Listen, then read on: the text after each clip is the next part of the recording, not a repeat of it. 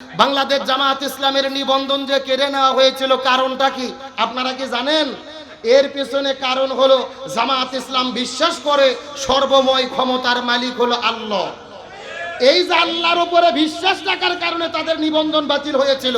তাদের নিবন্ধনের প্রতি তাদের সংবিধানে লেখা আছে সর্বময় ক্ষমতার মালিক আল্লাহ। ক্ষমতার মালিক জনগণ নয়। ক্ষমতার মালিক কে? এই ইমানের দাবিতে বলেন ক্ষমতার মালিক কে? এটা কি জামাতের বক্তব্য নাকি আল্লাহর বক্তব্য? আল্লাহ বলছেন তাবারাকাল্লাযী বিয়াদিহিল মুলক ওয়া হুয়া আলা কুল্লি শাইইন কদির। সর্বময় ক্ষমতার মালিক কোনো ব্যক্তি নয়, জনগণ নয়, ক্ষমতার মালিক কে? আর আল্লাহর উপর বিশ্বাস রাখার জন্য তাদের নিবন্ধন কেড়ে নিয়েছিল, আজকে ফিরে পেয়েছে। সময় যেহেতু কম একটা কথা বলি, যারা ইসলামকে নির্মূল করতে চেয়েছিল তারা কি বর্তমানে দেশে আছে না পালাইছে? আরো জোরে বলেন, দেশে আছে না পালাইছে? এরা বলেছিল পালাবো না, প্রয়োজনে ফখরুলের বাসায় যাব। কথা কন না কেন? ওবায়দুল কাদের বলেছিল খেলা হবে, কিন্তু আসল খেলা যখন শুরু হলো এদের খুঁজে পাওয়া গেল। গত 3 দিন আগে তিনি একটা সাক্ষাৎকার দিয়েছে, তিনি বলেছে 5ই আগস্টে আমি বাথরুমের ভেতরে টয়লেটের মধ্যে পালাইয়াছিলাম 5 ঘন্টা। জোরগণ কয় ঘন্টা? টয়লেটের ভেতরে 5 ঘন্টা পালাইয়াছিল। আমরা প্রশ্ন করতে চাই, এ ওবায়দুল কাদের, তুমি এত ভালো খেলোয়াড়, তে টয়লেটের মধ্যে পালাইছো কেন? কথা কন না কেন? তার মানে বোঝা গেল এরা আসল খেলার খেলোয়াড় না, এরা দিনের ভোট রাতে চুরি করে খেলার খেলোয়াড়, রাজপথে নেমে জনগণের মোকাবেলা করে খেলার খেলোয়াড়। আসল খেলা শুরু হয়েছে। 5 ঘন্টা টয়লেটে পালিয়ে থাকার পরে বলতেছে ছাত্ররাই আমাকে নিরাপদে পালিয়ে দিয়েছে। আমরা ওবায়দুল কাদেরকে বলতে চাই, ছাত্ররা তোমাকে যদি নিরাপদে পালিয়ে দিয়ে থাকে, দেশ থেকে কে তোমাকে বের করে দিল সেটাও বলো। কথা কন না কেন?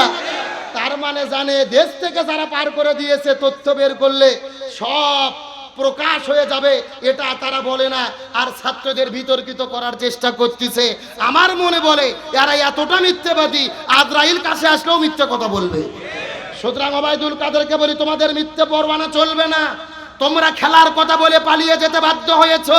জনগণের বিরুদ্ধে তোমরা দাঁড়িয়েছিলে, জনগণ তোমাদের দাঁত ভাঙা জবাব দেবে।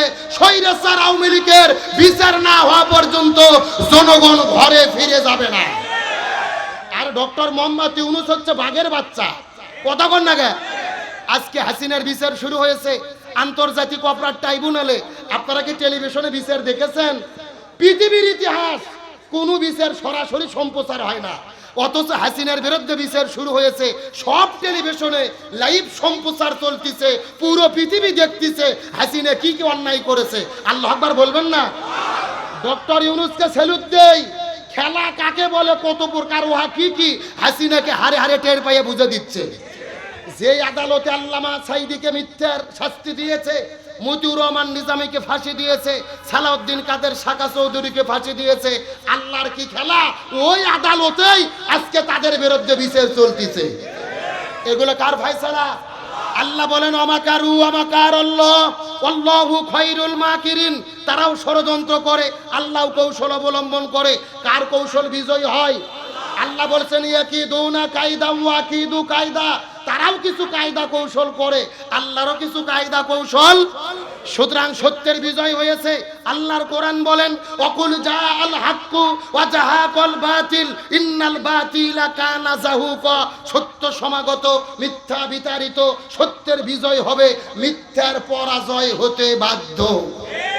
সুতরাং বাংলাদেশ ইসলামের বিরোধিতা করে কোনো কাজ হয়নি। যারা আলেমদের শেষ করতে চেয়েছে তারাই কোনো মতে মামু বাড়ি দিল্লি পালাতে বাধ্য হয়েছে। আর এদের বিচার শুরু হয়েছে, গ্রেপ্তারি পরোয়ানা জারি হয়েছে। আমরা নিজে চোখে এদের ফাঁসি দেখতে চাই কি চাই না? আছেন, সময় কম, শেষ কথা আপনাদের মধ্যে বলি। আমার নবীজি হাদিস শরীফের মধ্যে বলেন হাসরের ময়দানে কিয়ামতের আগে আমার একটা মৃত সুন্নাতকে যারা জীবিত করতে পারবে, আল্লাহ তাদেরকে 100টা গলা কাটা শহীদের সওয়াব দান করবে। আর একটু জোরে বলেন, একটা মৃত সুন্নাত। জোরে বলেন, কি সুন্নাত? এ শেষ হাদিসটা বোঝেন, কি সুন্নাত? একটা মৃত সুন্নাতকে যারা জীবিত করতে পারবে, আঁকড়ে ধরতে পারবে, আল্লাহ তাদেরকে 100টা গলা কাটা শহীদের সওয়াব দান করবে। এখন চিৎকার করে আমার সঙ্গে কথা বলেন, মাথায় টুপি দেওয়া কি? আরো জোরে বলেন। এখন বলেন তো এই সুন্নাত কি মরে গেছে? কথা বলেন মরে গেছে। এই যে মাহফিলের মধ্যে লক্ষ্য করে দেখেন, কেউ টুপি দিয়েছে কেউ দেয়নি, তার মানে মরে যায়নি। চিৎকার করে বলেন মুখে দাড়ি রাখা কি? এখন বলেন তো দাড়ির সুন্নাত কি মরে গেছে? কেউ দাড়ি রাখে কেউ দাড়ি রাখে না, তার মানে এখনো মরে যায়নি। পৃথিবীতে একটা মাত্র সুন্নাত মরে গেছে।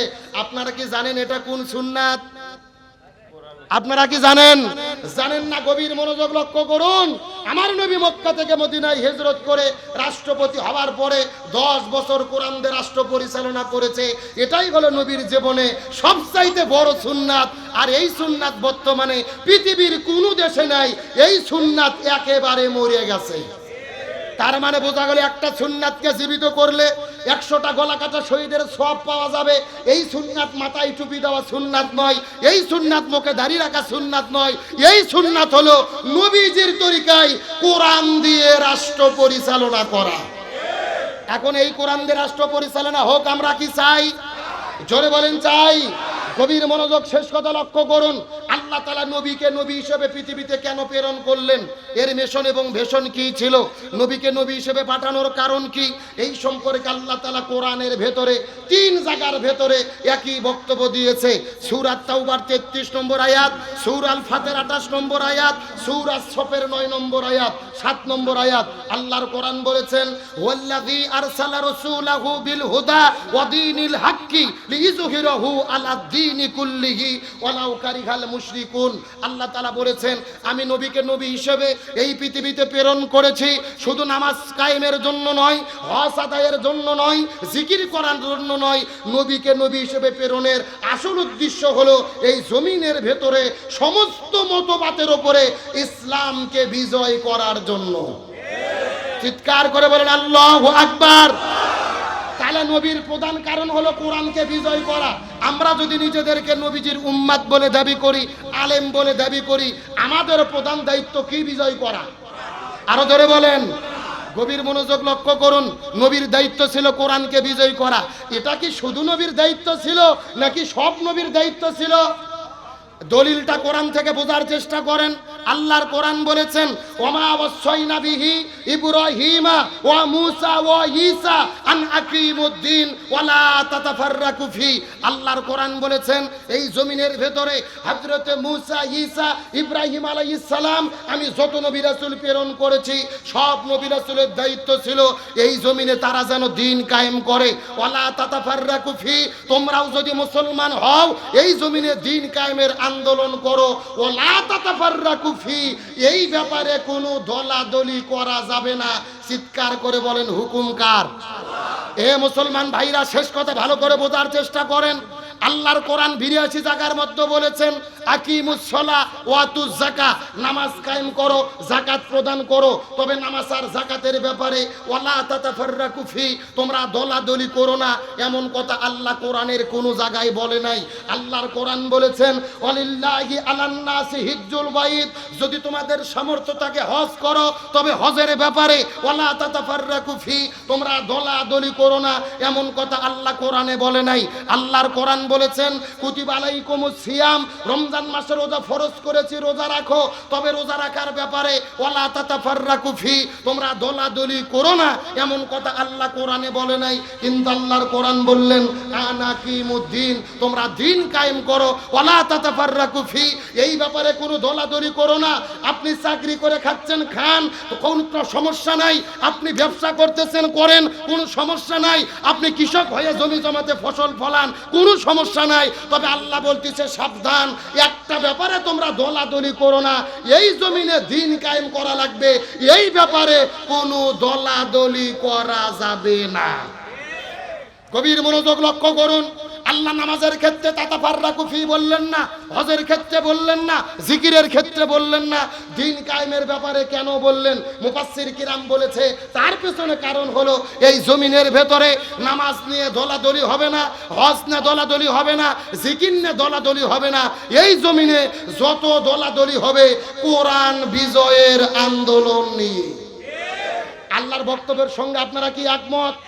জোরে বলেন একমত। আপনাদের গোয়াইল ইউনিয়ন পরিষদে এমনও বুড়ো মানুষ আছে 80 বছর বয়স, সামনের কাতারে নামাজ পড়ে, মাথার টুপি, মুখের মধ্যে দাড়ি, নামাজের কোনো সমস্যা নাই। কিন্তু এই চাচাকে যাওয়ার পরে আপনাদের হুজুর যদি বলে চাচা বাংলাদেশে আল কোরআনের আইন চাই, সৎ লোকের শাসন চাই, কোরআন দিয়ে দেশ চালাতে হবে, ওই চাচা নামাজ পড়তে পড়তে লাফ দিয়ে উঠে বলে এই হুজুর রাজনীতি করে রে। কতক্ষণ কতক্ষণ? তার মানে ওর কাছে নামাজ ভালো লাগে, হজ ভালো লাগে, জিকির ভালো লাগে, তবে আল্লাহর জমিনে আল্লাহর কোরআনের আইন কায়েম ভালো লাগে না।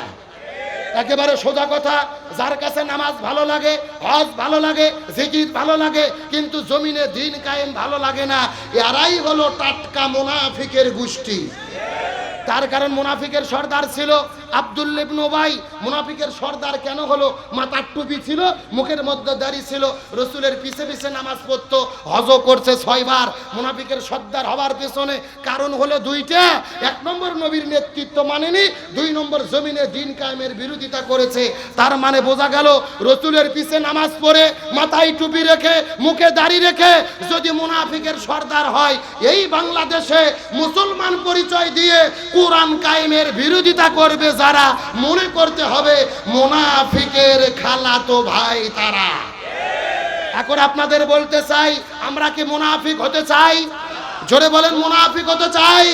সুতরাং মুনাফিক থেকে বেঁচে খাঁটি ইমানদার হয়ে যদি বাঁচতে চাই, আল্লাহর কাছে সবচাইতে প্রিয় হলো কোরআন বিজয়ের আন্দোলন করা।